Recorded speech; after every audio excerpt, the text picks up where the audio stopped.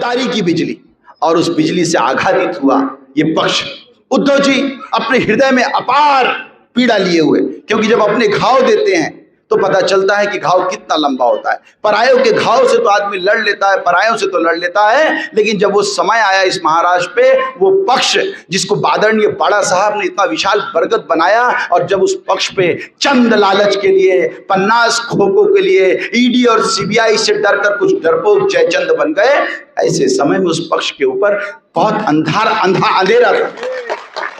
और ऐसे समय में क्योंकि महिषासुर मर्दिनी के रूप में, क्योंकि इतिहास गवाह है कि जब जब भगवान शिव पे भी संकट आया तो माता ने खुद अपना स्वरूप दिखाया, और माता ने महिषासुर जैसे लोगों को, राक्षसों का संहार करने के लिए दुर्गा का स्वरूप हुआ। और आज ये नवरात्र के मौके पे मैं मां रणचंडी को, मैं मां दुर्गा को, मां काली को प्रणाम करता हूं। ऐसा ही उस समय जब कोई पक्ष की तरफ संकट था, ऐसे में इस अंधेरे में एक सूर्य की किरण सुषमा ताई जैसी दुर्गा हमारे पास आई।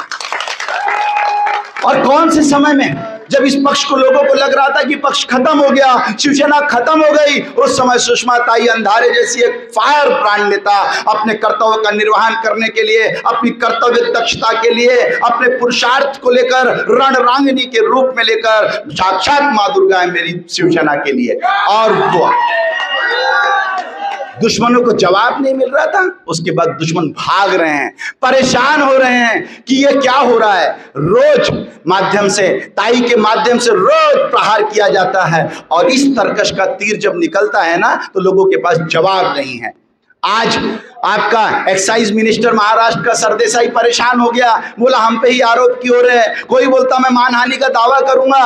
अरे अब तो करोगे ही, क्योंकि अब हमारे तरफ से जो बुलंद तोप बोल रही है, उसने पूरे महाराष्ट्र को और पूरे महाराष्ट्र के विपक्ष को परेशान करके रखा है। ताई सभागृह की कोई सदस्यता नहीं है, कोई सदस्य नहीं है, एक आम नारी है। पर एक नारी, एक दुर्गा जब बनती है ना, और प्रतिशोध के लिए जब दुर्गा बनती है, तो अनेक चंड मुंड महिषासुर की मर्दनी के रूप में जब अपना रूप दिखाती है, वो हमारी सुषमा ताई अंधारे हैं।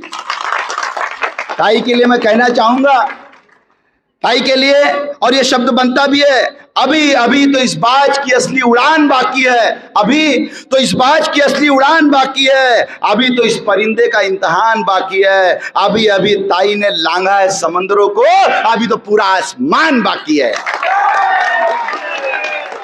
ताई के लिए लगभग लोग कहते हैं, और ताई की जिस परिस्थितियों से ताई निकल कर आई हैं, एक आम घर से गरीब महिला के रूप में, मैं यहां बैठी हुई सभी दुर्गा स्वरूप महिलाओं को एक संदेश देना चाहता हूं। यदि कुछ मर्तबा चाहो तो अपनी हस्ती मिटा डालो, कुछ मर्तबा चाहो तो अपनी हस्ती मिटा डालो। एक दाना खाक में मिलके गुले गुलजार होता है। तो यदि गुलजार बनना है तो सुषमा ताई जैसा कर्तव्य दक्षता रखना चाहिए। सुषमा ताई के ऊपर बहुत सारे संकट आए, और सुषमा ताई के लिए एक वो भी पंक्तियां किसी कवि की बहुत है कि मुसलसिल कोशिशों से बना करती है तकदीरें, जो तक कर बैठ जाते हैं वो मंजिल नहीं पाते।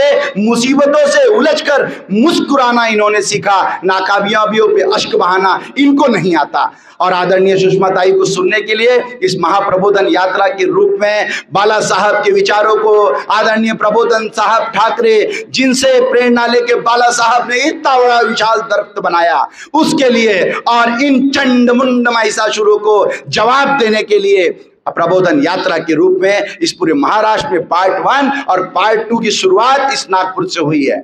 और देख लें यहाँ पे जो बड़े बड़े लंगोटी पहलवान है ना, उनको देख लीजिए कि हमारी ताई आई हुई है और हमारी दुर्गा आई हुई है।